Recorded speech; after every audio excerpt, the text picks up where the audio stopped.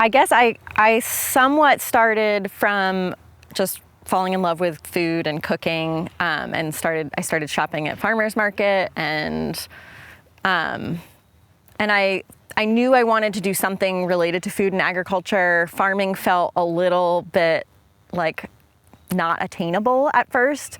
And I also was really into the idea of like education around food and agriculture. So my first job out of college was teaching public school kids gardening through a program called the Edible Schoolyard.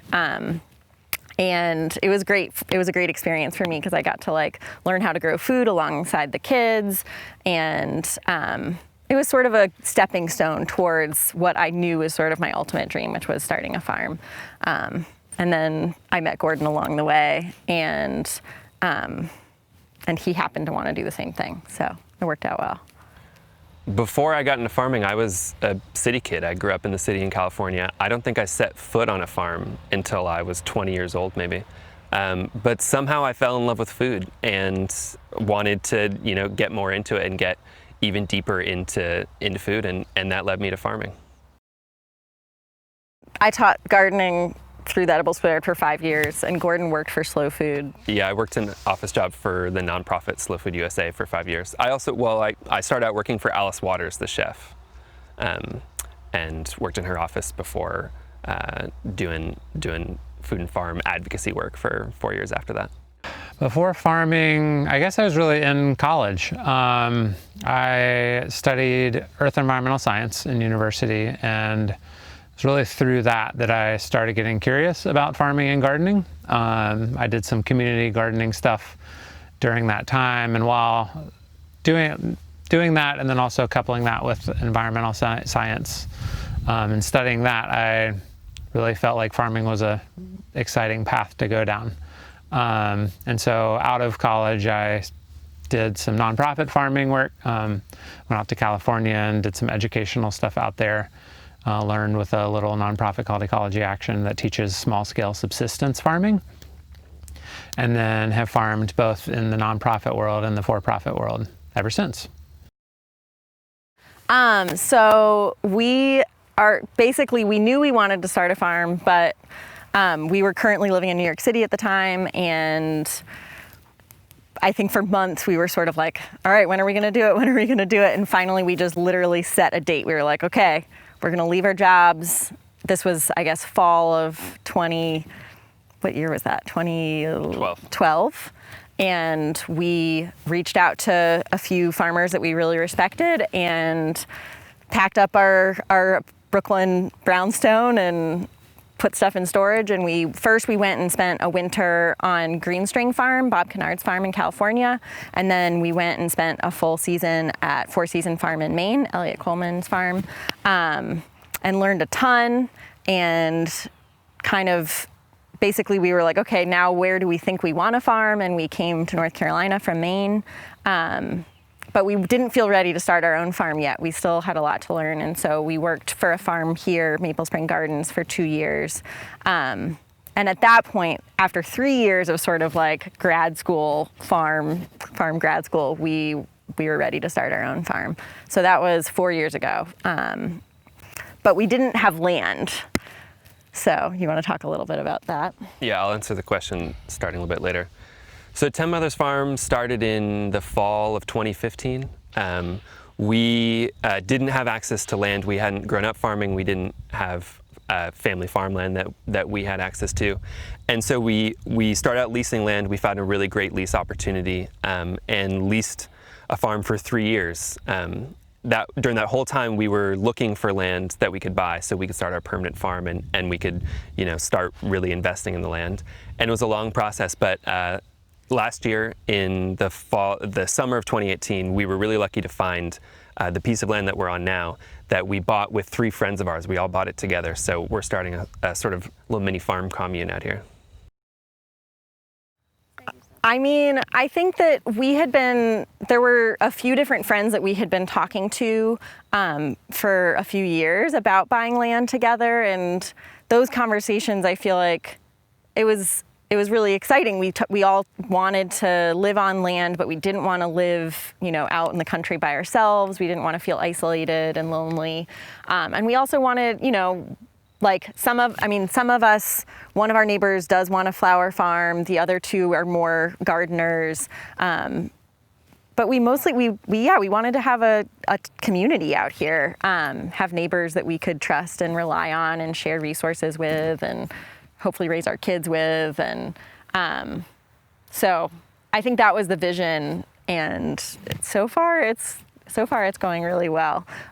It was somewhat inspired by working at Four Season Farm in Maine, where they have sort of a tight-knit group of neighbors that potluck together and sauna together and have, they've been neighbors and friends for like 4 decades. And we really love that and we're inspired by that. Yeah, for us, farming is not just about growing food, it's about the community. And farming with our friends and neighbors, we're able to help each other out. We can put up a deer fence together. If, someone needs to bring in a harvest before a frost, everyone can pitch in. And farming is about community for us with our customers too. It takes a lot of people to support a farm, and a farm has many opportunities for people to connect. Similar to wanting to buy land with friends so that we wouldn't feel alone out here in the country on our farm, we also had talked to our friend Luke about possibly farming together for the same reason. Farming's really hard and it's a lot for just 2 people to do on our own. And I think that we think a lot about how people used to farm in the past, and, people lived in agricultural communities and would help each other out on each other's farms. And so we were really inspired by that. And we had talked to our friend Luke about possibly farming together, and this year we were lucky enough for him to decide to join us, particularly in a moment when we were moving the farm onto new land and knew that we could not turn this into a farm on our own. And yeah, so far so good, and we look forward to hopefully a future of farming together. 10 Mothers Farm is a less than 1 acre farm in North Carolina, just a little bit outside of the town of Hillsborough. We grow food for 124 households in Durham, Chapel Hill, and the surrounding area. We do it on a really small space, and we do it by being really tight and by being no-till. Each bed on this farm produces 3 to 6 crops of vegetables per year. So when one crop is done, it comes out and the next crop goes in. And by doing that and by managing things really closely, we're able to grow just an extraordinary amount of food in a small space. We had a few challenges getting started. I mean, neither of us grew up on farms, so we knew that access to land was going to be a pretty central one. You can't farm without land. And we really wanted to start out on permanent land. We wanted to plant perennials. We wanted to, put down tons of compost and really invest in the soil. But starting out, it just wasn't an option for us financially. And we wanted to start the farm quickly. We didn't have time to find the right land. And so we actually wound up leasing land for our first 3 years. And though I was impatient to buy land, I feel like in hindsight, I feel really grateful for having rented land to start out. I think we would have bought the wrong property. And economically, I definitely recommend renting land to people who are just starting, because you can make a lot of mistakes, not on your permanent ground, and you can just build your business more gradually. So I feel like that was a huge challenge, was getting land. But in the end, it worked out well. I feel like we wound up with sort of our dream set up with this property, buying land with friends. And we got what we wanted, not too much land, not too little land. Another challenge that we had was, I think when we started the business, we thought we were going to be a farmer's market farm, but the 2 best farmer's markets around here were totally full for vegetable vendors. They didn't need any other vegetable vendors. And so we wound up going the CSA direction, which is not what we had originally thought, but has wound up being really great for us. And we've, had no trouble finding customers. It feels like there are a lot of people in this area who want to support local farms and eat well, but who can't get to the farmers market for one reason or another. So that has sort of also been a challenge that has gone in a good direction for us. The move itself was pretty challenging. It was in December. It was pouring rain the whole day we moved. And so we had to break down all of the tunnels that we had at their old spot and load a U-Haul and move all 600 sandbags that we used to hold down tarps in the sides of Caterpillar tunnels and bring it all over here and unload it. And then it's been a big year. We've been, as I mentioned, we've been developing the farm from scratch, basically, in this new space where it's been breaking new ground. This land was in hayfield for the last 50 plus years. So the soil is fairly compacted and pretty low in nutrition. And so we've been putting a lot of work in developing the fertility of the soil, and then also just the infrastructure. We've built the equivalent of 6 100-foot Caterpillar tunnels, 7 100-foot Caterpillar tunnels, including the one that we use for our tool shed. And then the high tunnels had 2 different wells that have been dug, the first of which was not very successful, but the second of which was very successful. So it's been up and down, but definitely full of a lot of success. We've been able to fill every box, which is pretty exciting. So our CSA has 124 members. Those members all sign up for the whole season at the beginning of the year for a 28-week season, and most of them pay up front, so they really invest in the farm and provide us with that early cash flow for buying seeds and supplies. That really is a big boost to the farm. Our CSA is different from others in that it's a customizable box. So each week we have the 7 vegetables that we want to harvest, and that's the default. But members who say aren't very excited about arugula that week, but are really excited about kale, can swap out the arugula and put in kale instead. And we facilitate that by spreadsheets that we can print out with labels so that every box has the member's name on it. It says what's going in that box. And then as we're moving down the packing line, we're putting each item that each member has ordered, folding it up, putting it in the walk-in cooler, and then delivering it twice a week. Our CSA, because it's such a big focus, is about 85% or so of our gross revenue that we bring in. And then the rest is a variety of different local chefs that have been pretty supportive, and then some wholesale.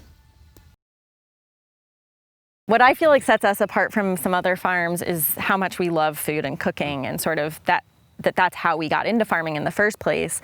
And as a result, we do a lot with our CSA members to sort of encourage their path to being good vegetable cooks. Our newsletters are full of recipes and, sort of what I think of as like cooking inspiration and seasonal vegetable inspiration. And I feel like that goes a long way, because I think that, we're selling vegetables, and I feel like we can help our customers sort of along their journey to eating the way that they want to, because of that being our path, that we got into farming from going to the farmer's market and buying vegetables and just learning how to cook them and make them delicious.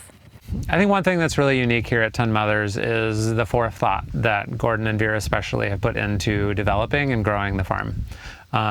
They are some of the best planners that I've ever met, and you can really tell when you look around the farm, whether it's in the expansion and doing that very methodically and intentionally, or just building the infrastructure and designing the space and doing all of that. And I think that really comes through. I think another thing that's really unique is that there's 3 of us that are trying to run the farm together. Me joining the farm was this idea of collaborating and trying to do it communally, which means you're both working on growing the vegetables, but you're also working on growing relationships. And I think that's really important and can be challenging at times, but often much more fruitful at the end.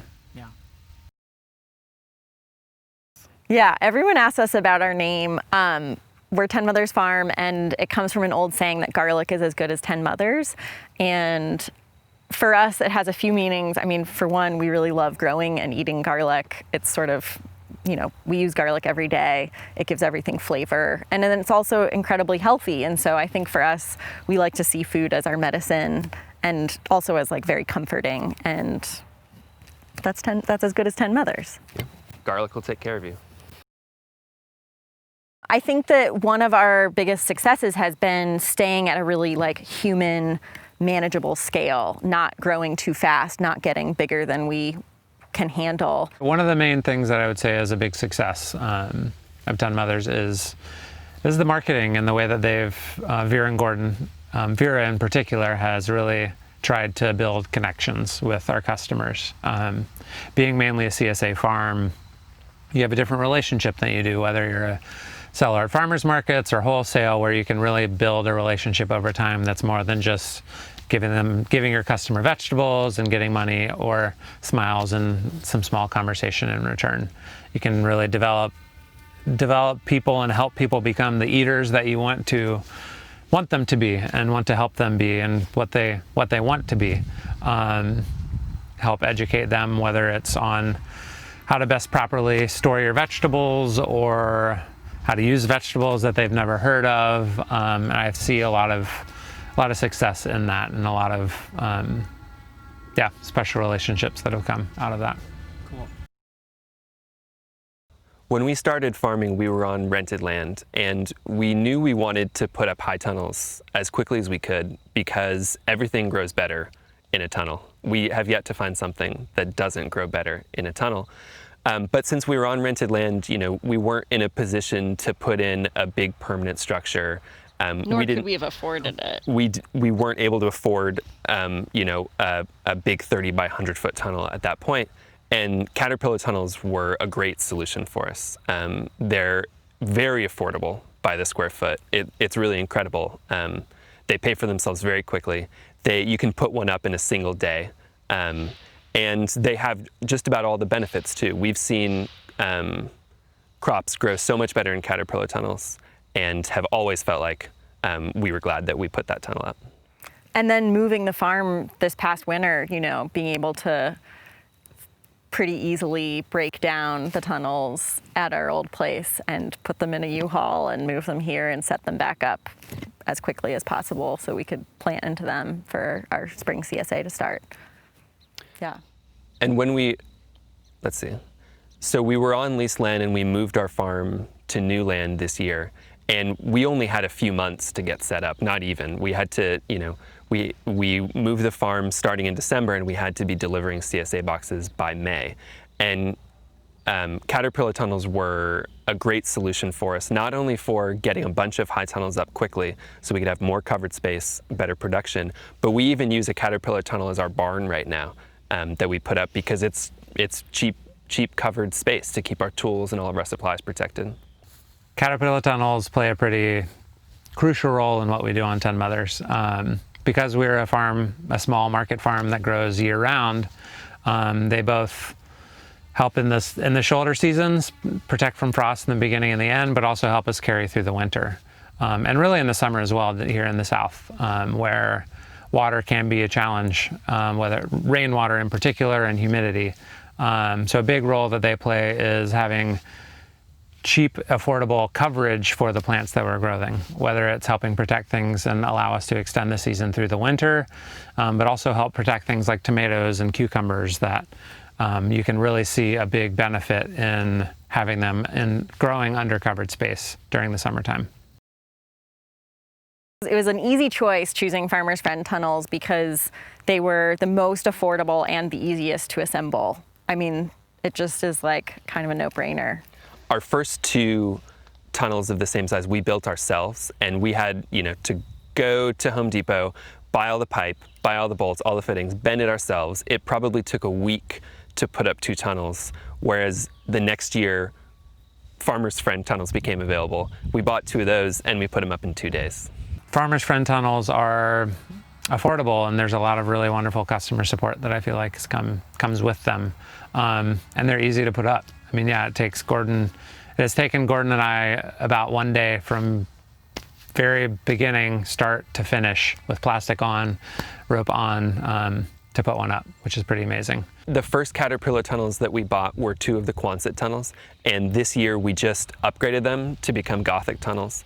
And we did that because we don't want to have to come out all night, every night on a snowy night and broom snow off the top of them. We're excited that they're clearly much sturdier structures. And I think as weather gets crazier and crazier, they're going to be a more resilient tunnel for us. One of the reasons why I think small-scale farming is important is because we need a lot more people to go into farming, which means, and a lot of our farmers are retiring, so we need more young people to go into farming. And it feels like small-scale farming is a lot more accessible to most of us that didn't grow up on farms, that aren't going to inherit tractors and farmland. Both from like a capital, like starting a business, it's a lot easier to start on a small scale, but then also from a learning standpoint, like this feels more doable for us city kids. So I feel like small scale farming, and also, being able to farm closer to your market, I think, where land is more expensive, where those of us that can only afford to farm on a few acres, it just feels like more young people are maybe going to go into farming if they can farm on a smaller scale. I think small scale farms are important because they're an easy entry point for getting into farming.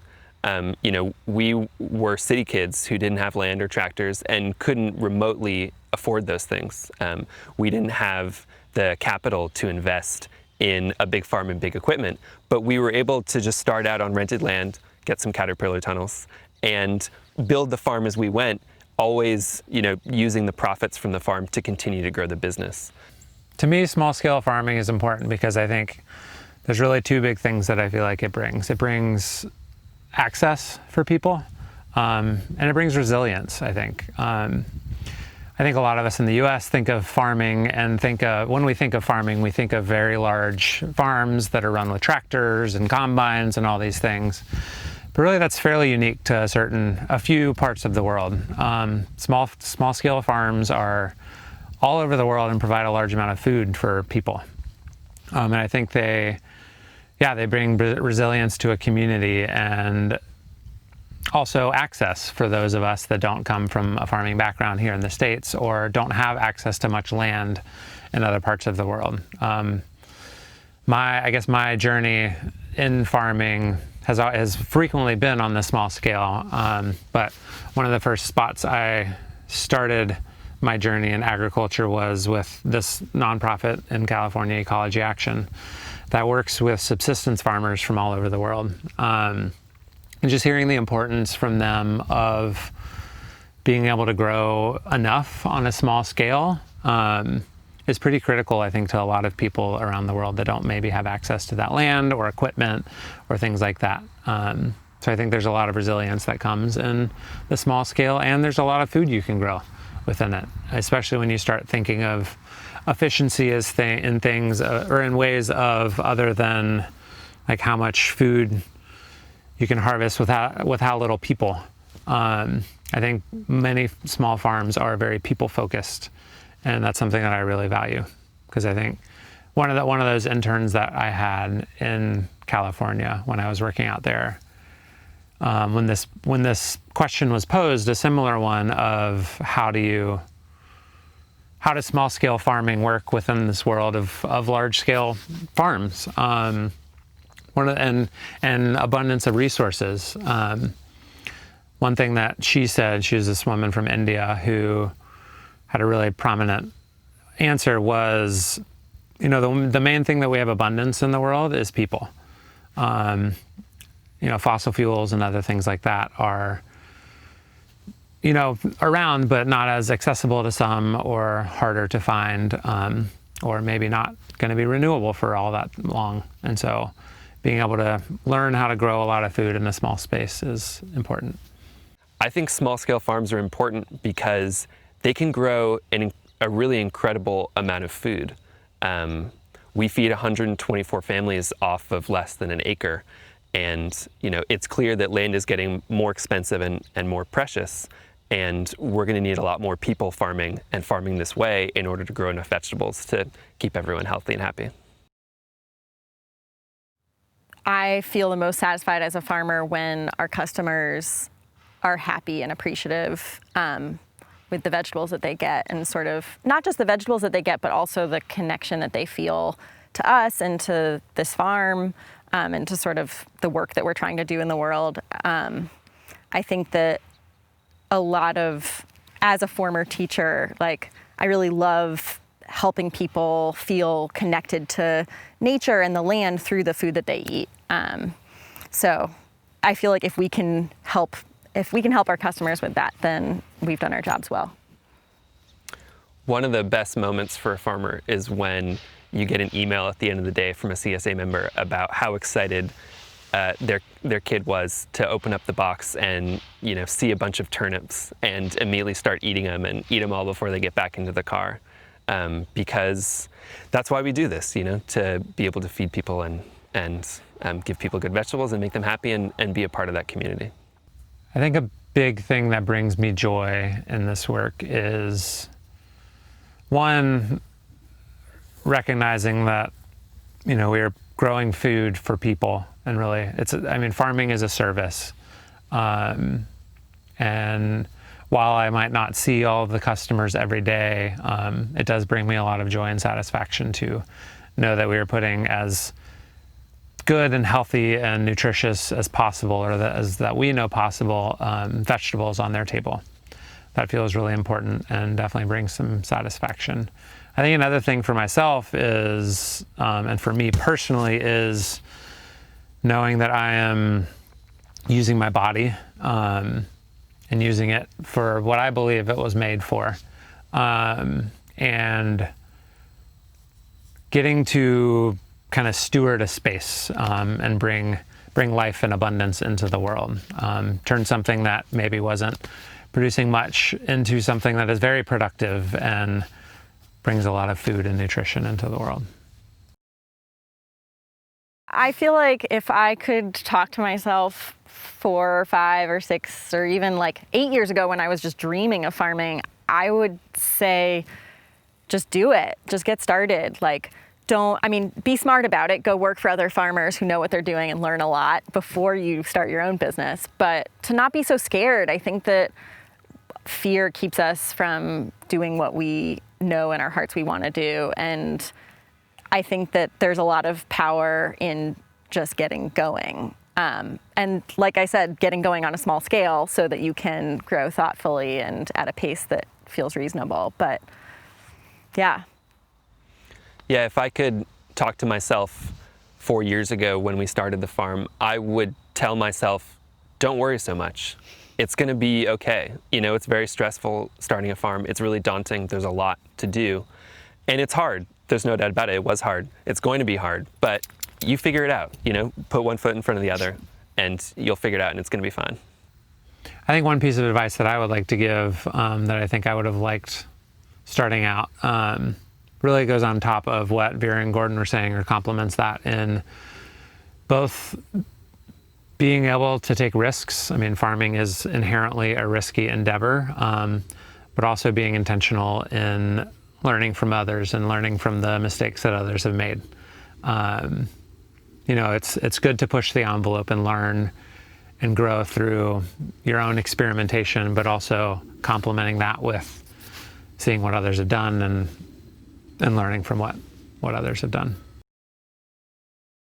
Here at 10 Mothers Farm, we grow year round, and the last few years we've been growing for restaurants in the winter, just to it is a little riskier, so just to make sure that we feel good about growing in the winter. And this year we're going to be growing for 40 CSA members through the winter for the first time. So we're excited to have the winter CSA up and running.